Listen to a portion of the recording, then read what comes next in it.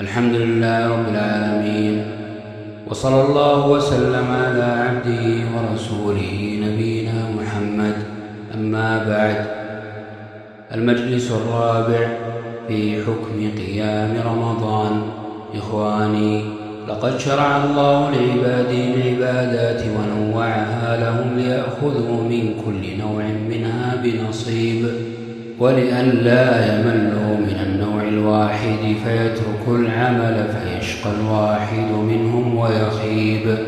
وجعل منها فرائض لا يجوز النقص فيها ولا الإخلال، ومنها نوافل يحصل بها زيادة التقرب إلى الله والإكمال، فمن ذلك الصلاة. فرض الله منها على عباده 5 صلوات في اليوم والليلة، 5 في الفعل و50 في الميزان. وندب الله إلى زيادة التطوع من الصلوات تكميلا لهذه الفرائض. ومنها صلاة الليل التي امتدح الله في كتابه القائمين بها، فقال سبحانه: والذين يبيتون لربهم سجدا وقياما. وقال تعالى: تتجافى جنوبهم عن المضاجع يدعون ربهم خوفا وطمعا ومما رزقناهم ينفقون. فلا تعلم نفس ما أخفي لهم من قرة أعين جزاء بما كانوا يعملون.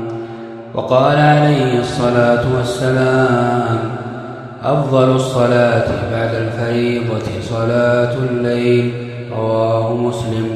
وقال عليه الصلاة والسلام: أيها الناس، أفشوا السلام وأطعموا الطعام وصلوا الأرحام وصلوا بالليل والناس نيام تدخلوا الجنة بسلام، رواه الترمذي.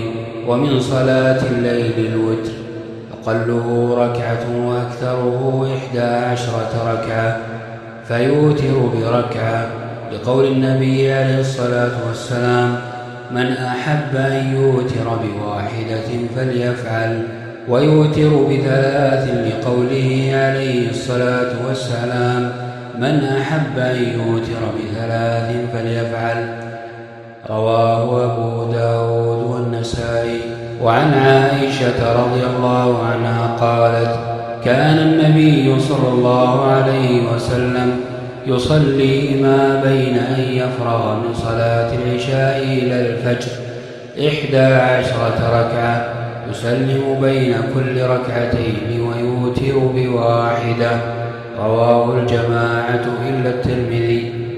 وصلاة الليل في رمضان لها فضيلة ومزية على غيرها، لقول النبي صلى الله عليه وسلم: من قام رمضان إيمانا واحتسابا غفر له ما تقدم من ذنبه، متفق عليه.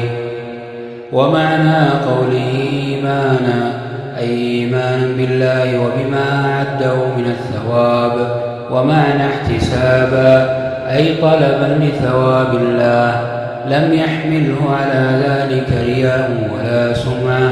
وقيام رمضان شامل للصلاة في أول الليل وآخره، فينبغي الحرص عليها والاعتناء بها واحتساب الأجر والثواب من الله تعالى عليها. وسميت تراويح لأن الناس كانوا يطيلونها جدا، فكلما صلوا 4 ركعات استراحوا قليلا. وكان النبي صلى الله عليه وسلم أول من سن الجماعة في صلاة التراويح في المسجد، ثم تركها خوفا من أن تفرض على أمته.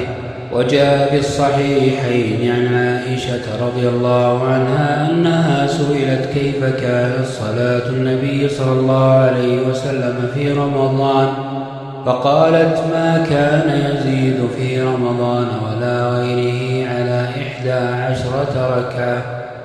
وعن ابن عباس رضي الله عنهما قال: كانت صلاة النبي صلى الله عليه وسلم 13 ركعة، يعني من الليل، رواه البخاري.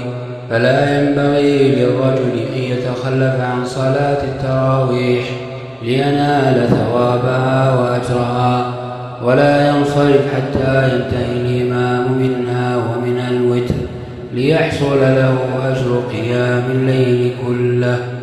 ويجوز للنساء حضور التراويح بالمسجد إذا أمنت الفتنة.